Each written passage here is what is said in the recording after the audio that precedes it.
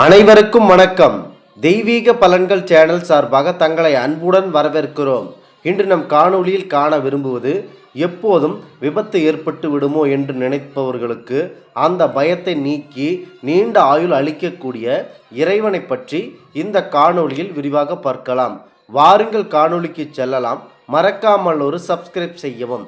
இந்த ஆலயமானது வேலூர் மாவட்டத்தில் கோட்டை என்ற ஊரில் அமைந்துள்ளது.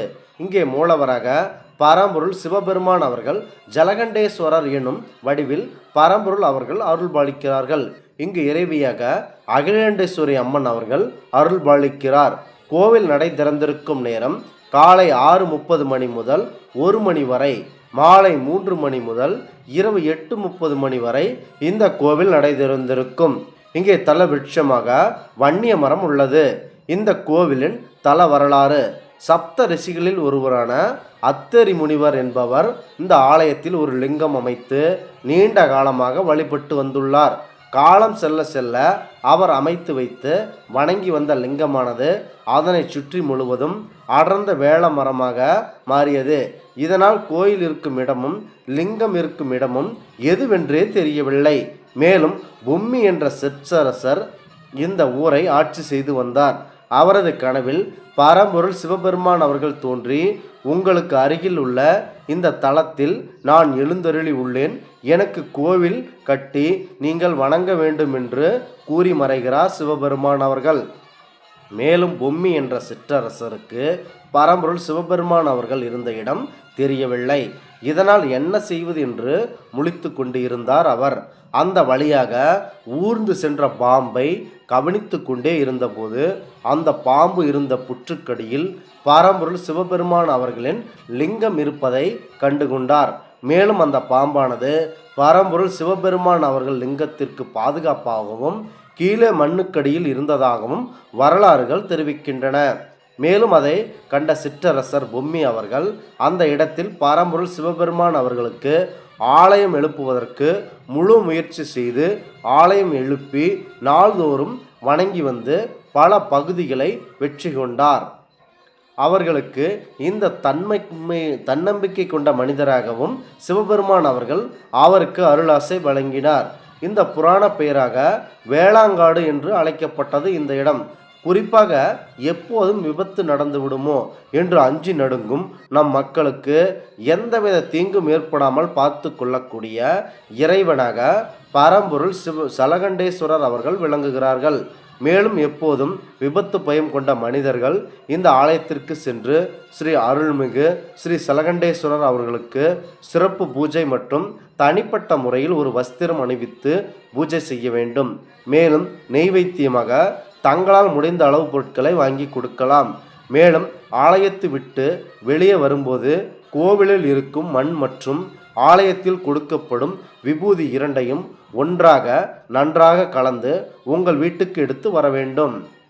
இரவு நேரங்களில் படுத்து உறங்கும் போதும் வேளையிலும் சரி, காலையில் நீங்கள் வாகனத்தை செல்லும் வேளையிலும் சரி, இந்த விபூதி மற்றும் மண்ணை உங்களது வலது உள்ளங்கையில் வைத்து தொடர்ச்சியாக 5 நிமிடங்கள் உங்கள் வீட்டில் தியானம் செய்ய வேண்டும்.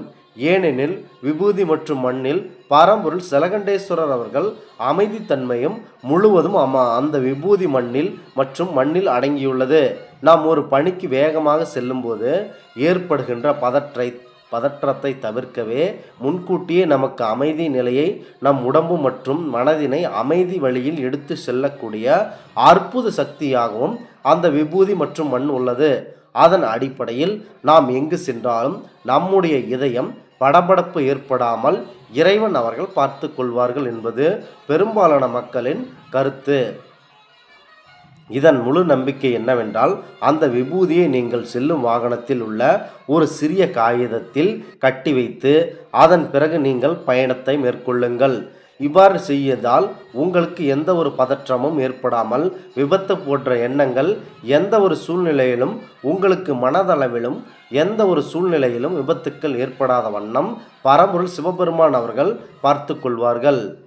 இவர்கள் இந்த கோவில்களில் பல்லக்கில் மும்மூர்த்திகளாக கூறப்படும் பரம்பொருள் சிவபெருமான் அவர்களும் பரம்பொருள் திருமால் அவர்களும் பரம்பொருள் பிரம்மா அவர்களும் ஒரே பல்லக்கில் எழுந்தருளுகின்றனர். மேலும் அகிலாண்டேஸ்வரி அம்மன் அவர்கள் சன்னதிக்கு எதிரே எப்போதும் அணையாத நவதீபம் ஒன்று இருக்கிறது. இங்கே இருக்கும் தீபத்தின் வெளிச்சத்தில் ஒளியில் அகிலாண்டேஸ்வரி அம்மன் இருக்கிறார்கள். இன்றளவும் அருள் அளித்து கொண்டு வருகிறார்கள். மேலும் அந்த ஜோதி வடிவில் சில நேரங்கள் நீங்களை உற்று பார்க்கும்போது பரம்பொருள் சிவபெருமான் அவர்களும் அவர்களது தேவி அவர்களும் ஒன்றாக இணைந்து நிற்பது போல எங்கும் காண கிடைக்காத அரிய காட்சிகள் இங்கே இருக்கிறது. இருவரும் ஒன்றாக சேர்ந்து இந்த ஜோதியின் வடிவில் அருள் பாலிக்கிறார்கள்.